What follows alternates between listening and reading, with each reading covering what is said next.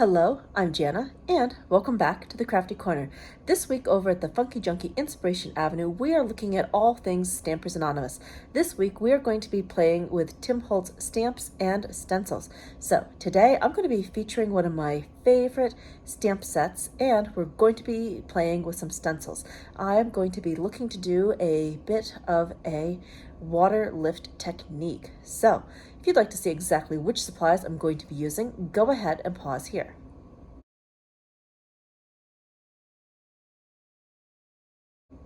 All right, let's head over to the Crafty Corner.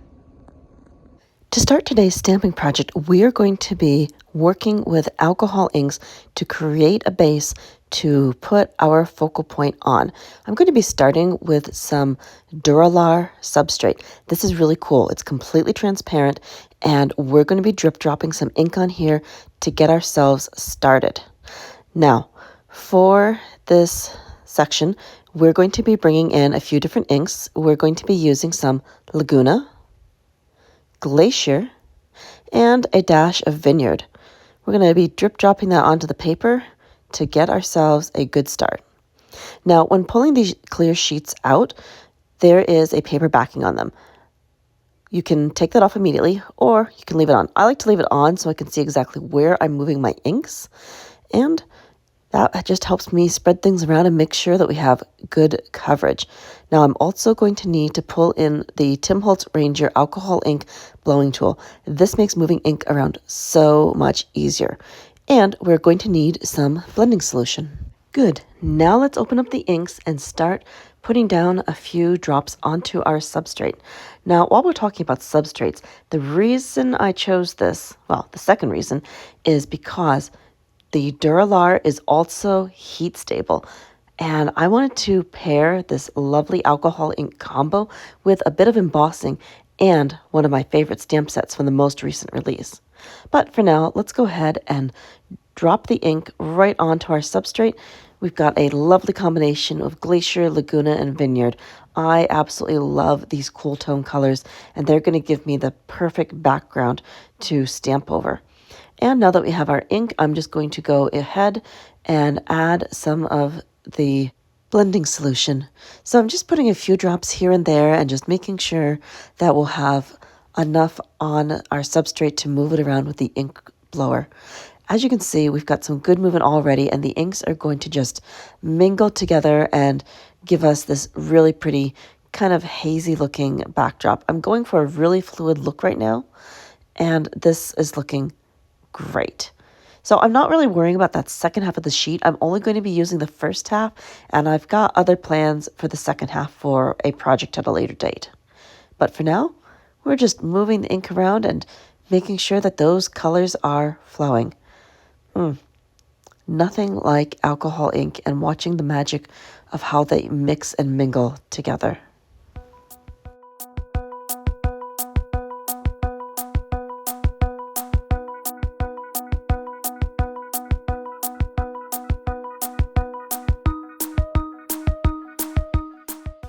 That looks great. I am so happy with the ink flow on here.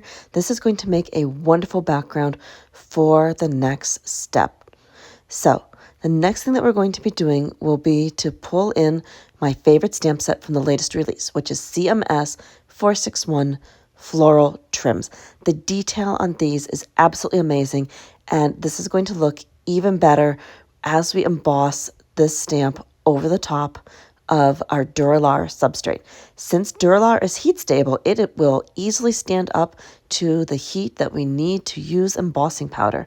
So we're going to go ahead and just stick the stamp onto an acrylic block, and we're going to be taking some of the Distress Embossing ink and dab that directly onto the stamp before we add it onto our substrate.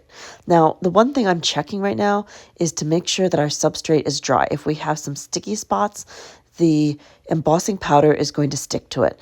So I want to make sure that we don't have any sticky spots and we don't get any unexpected gold splotches. It looks pretty good. We've given it time to dry. So we're going to go ahead and start dabbing on the embossing ink. In this case, I'm going to be using the Embossing Ink dabber.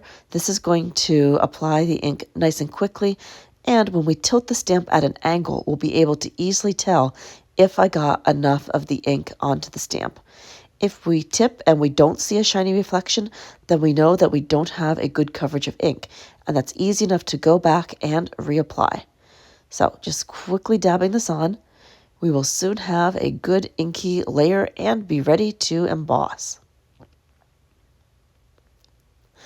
Okay, almost there, just a little bit more around the bottom, and it looks like I might have missed a couple of spots slightly near the top.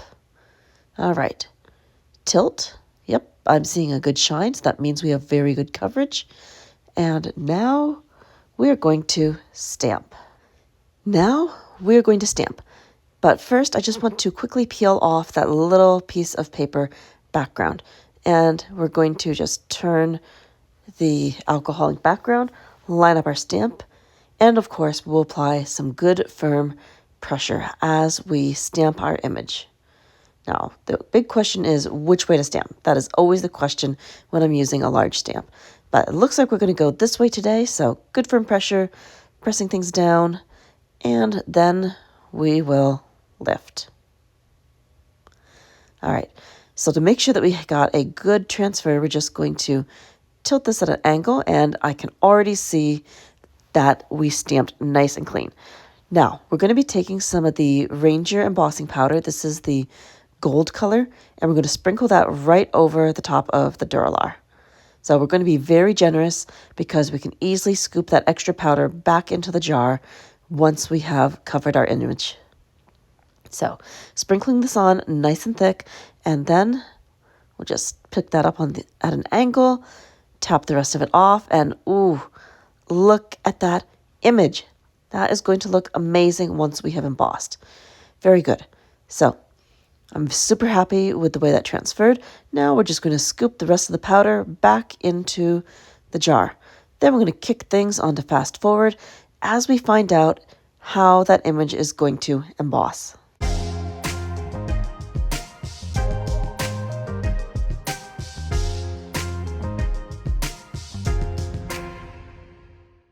This looks awesome, but the heat stability worked beautifully, and now we've got an amazing image to create with. So I'm going to be cutting out around the flower petals, and again, we're just going to kick this part on fast forward.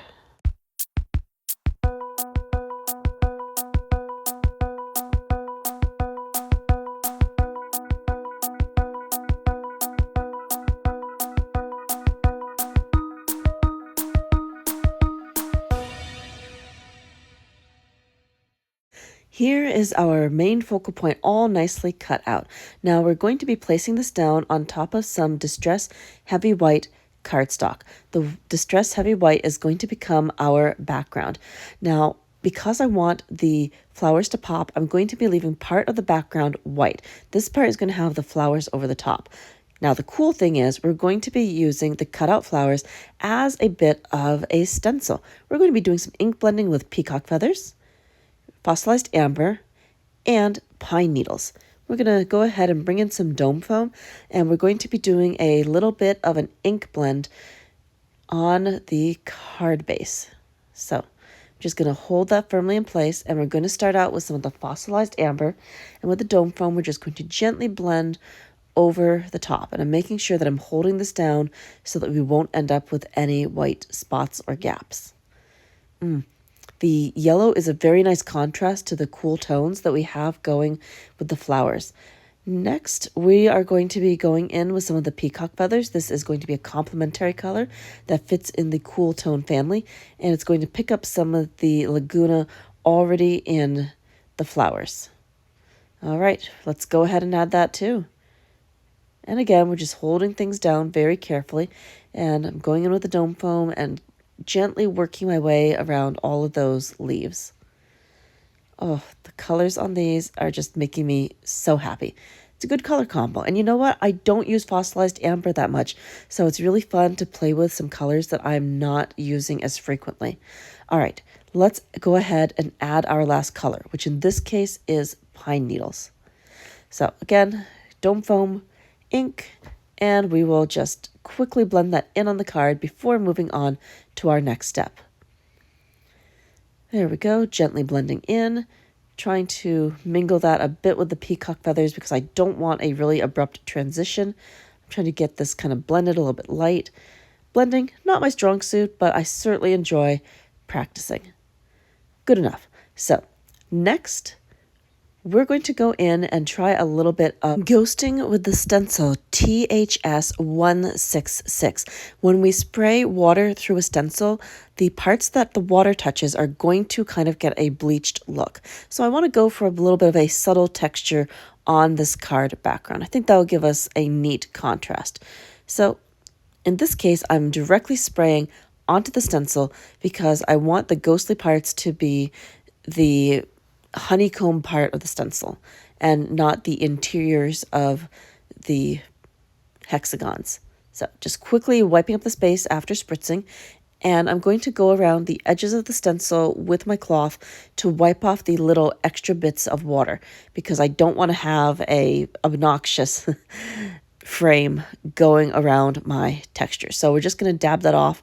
You could use a paper towel. In this case, I happen to have a cloth nearby, and that was going to be easiest. Next, we're going to take our stencil and put that directly over the inked area. Just going to place it down, line it up. Good. And we're going to firmly press with a paper towel. The paper towel will help absorb any water that leaks over the edges. And now we're going to lift and see what we got. Cool. Nice and subtle, just the way I was hoping it would be.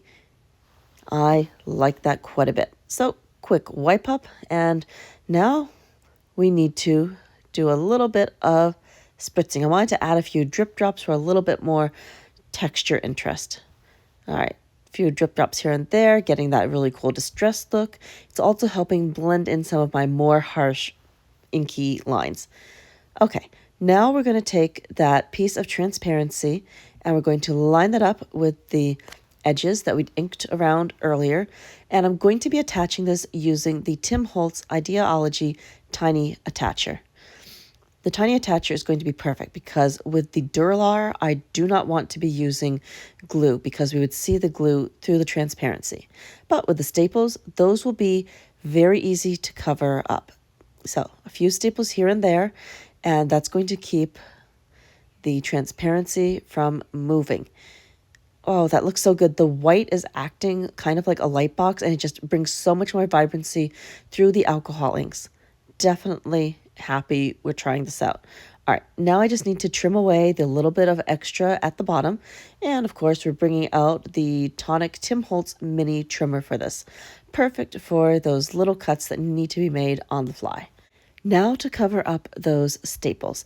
And to do that, I'm going to be bringing in a few options for washi tape. That's definitely going to be my best bet to cover those up. Now, I'm currently looking at a very vintagey brown one. It's kind of cool, but I'm really leaning towards black. And we do have a couple of options in black washi tape. Let's see what else. Okay, we've got another number one. Oh, the Christmas one definitely won't work. So we've got the skinny numbers, or we've got kind of the chunky numbers. I think we're going with the chunky numbers this time. Okay, so the next thing I need to do is start putting down a few lines of adhesive with the ATG. This just gives the washi tape a little bit more to stick on. So we're just going to roll that out, and then we can put our first line of tape down. Okay. There we go. That'll give us a good start. And I'm just kind of smooshing over the little bit of overhang. So we're just going to take some of the washi tape. We're going to peel that off the roll. And I always like to leave about an extra inch on each side because I like to tuck these pieces behind the card. It just gives it a little bit of a neater look, and I find that my pieces won't peel up as easily. Okay, so lining that up, putting that down, and then we will tuck our pieces behind the edges of the card.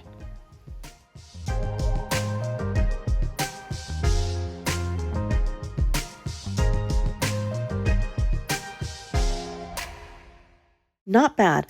I love how the washi tape just ties everything together, and I'm so happy that we tried that water technique with the stencil. I normally don't do a lot of mono printing with water, so this was really fun to try something that I haven't done in a while.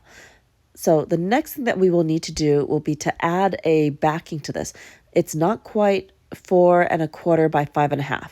So I'm going to add a second layer. And to do that, we're pulling in some of the Distress Black Heavy Stock. So of course, we're going to be adding some adhesive with the ATG gun, and then we'll be able to mat this on top of that gorgeous black cardstock. And that's just going to help our image pop even more. Okay, that is pretty good. We just need a little bit more in the middle, and then we can go ahead and layer up. So, taking our base, putting this down, carefully lining things up so we don't have anything that's mismatched. And there we go. We just needed a little bit of that black craft stock to hang over the edges. So the very last thing that we're going to be doing will be to add a sentiment. And we're going to be pulling from the Tim Holtz Ideology Metallic Sticker Book. Since we've got black and gold in there, it's going to reflect the colors that are already in our card.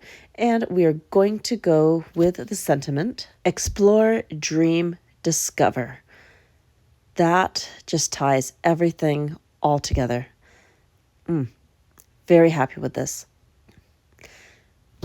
Thank you so much for joining me here today at the Crafty Corner. Today, we've played with a whole bunch of Stampers Anonymous products. That was so fun creating with floral trims and some of the new stencils. It is always wonderful when we get a chance to combine different mediums together, and I'm so happy with the way this card turned out. If you'd like a full written description, go ahead and look down in the description box, and don't forget to check out my teammates' wonderful creations over at the Funkie Junkie Inspiration Avenue. And until next time, happy crafting.